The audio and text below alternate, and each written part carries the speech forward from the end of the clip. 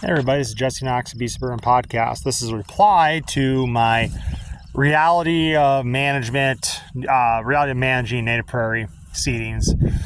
And that was not supposed to be a bummer video. That was simply the fact of that's just reality of like you're trying to kill off a cool season monoculture. You don't know what people have seeded over the years on your property. And so to restore that might get kind of tricky and costly with what you're trying to do. I really want to show the results of the clethodim burn down on the Kentucky bluegrass, fescue and brome, and Reed's canary we had out here. Someone's replaced it, and it's only in certain spots versus a trefoil. Not exactly a great thing to have because see how bunchy it is. It's very frustrating to manage to get rid of because you also these warm season forbs in here.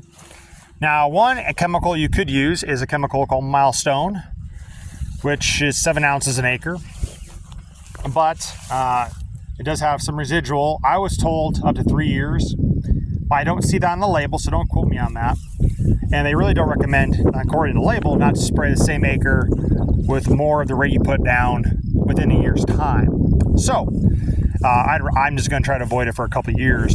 So what I'm going to try to do is, here's kind of my step-by-step process to not only remove the cool season grasses longer, but also maybe attempt to hurt the trefoil.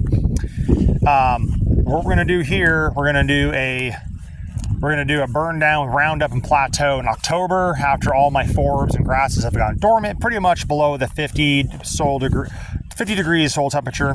The Plateau acts as a pre-emergent, but also really kicks in the cool season grasses' asses with your enzyme. You can see pretty much a lot of the cool season grasses are gone here, by the way. This is all primarily native grasses that have come back. A lot of younger grasses. I think there's some June grass in here. There are some glimpses of some cool season grasses like this stuff right here. That's fescue. But we got a lot of it gone. So anyway, we'll do Roundup and Plateau. And Plateau is interesting on the labels. It shows that it's a great management tool for also in cool season grass stands, but also acts like a double-edged sword in the fall with Roundup. So that's kind of neat. You can use it that way. It's only 12 ounces an acre. Now, and then we're going to see the Ada mix in here after we spray it. And then I'm going to do a growing season burn like in July next year. And then we'll see what happens to trefoil. If the trefoil becomes a longer problem, I might start spot spraying with Roundup. Use a dye, of course, which is it's like round-headed bush clover. Which is very frustrating because I'd rather be doing something else, not spot spray trefoil in 2 acres. But let's just see how devoted I am. But that is an option. But I'm hoping the growing season burn will set back the trefoil.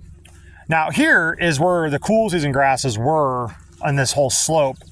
You can see, it's pretty much becoming like a new seeding all over again. A lot of trefoil filling up the gaps. But hopefully we can get that under control here the next year or two and introduce this Ada mix in here.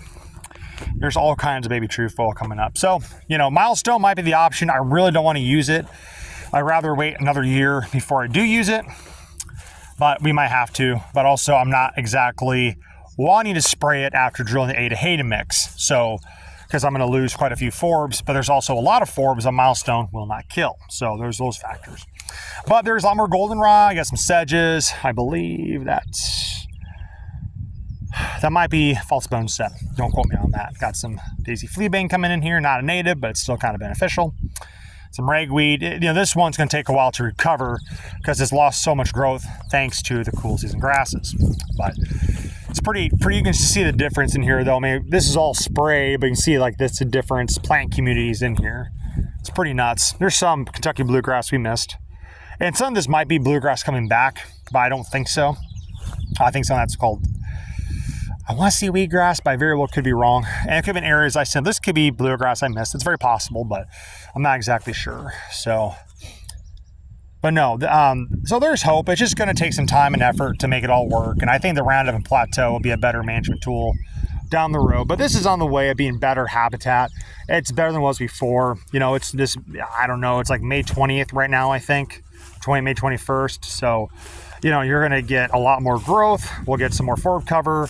I'm not sure turkey poults have hatched yet. Probably quite a few are. So that's just going to be good cover down the road. So we'll just keep working away at it, chipping away, and hopefully we can get the stuff to better habitat across this whole project here. Thanks for watching.